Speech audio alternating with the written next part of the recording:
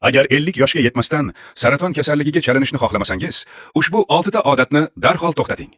Birinchisi, plastik idishda ovqat isitish. Mikroto'lqinli pechda plastikni qizdirish natijasida mikroplastmassalar ajralib chiqadi. Ular ovqatingizga o'tib, organizmda saratonga sabab bo'luvchi gormonal muvozanatni buzadi. Ikkinchisi, kuygan yoki qovurilgan go'sht iste'mol qilish. Go'shtning qora, qirsildoq qismlarida karsinogen moddalar mavjud. Ular DNK ga bevosita zarar yetkazib, saratonni keltirib chiqarishi mumkin. Uchinchisi, alyuminiyli dezodorantlardan foydalanish. Alyumin zarralari teri orqali so'rilib, ko'krak to'qimalarida to'planadi va o'smalar rivojlanishiga ta'sir qiladi. To'rtinchisi, telefon bilan uxlash. Telefonni yostiq ostiga yoki boshga yaqin qo'yib uxlash xavfli. Telefon tarqatadigan radiatsiya uzoq vaqt davomida ta'sir qilsa, saraton xavfini oshiradi. Beshinchisi, issiq mashinada qolgan suvni ichish. Plastik idishdagi suv sirda qolsa, undan zaharli BPA moddalari ajralib chiqadi va suvga aralashib, ichki a'zolarga zarar yetkazadi. Oltinchisi, har kuni shakar iste'mol qilish. Saraton hujayralari glyukoza bilan oziqlanadi.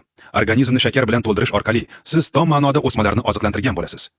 Ushbu odatlarni hoziroq to'xtating yoki keyinchalik badalni sog'lig'ingiz bilan to'lang.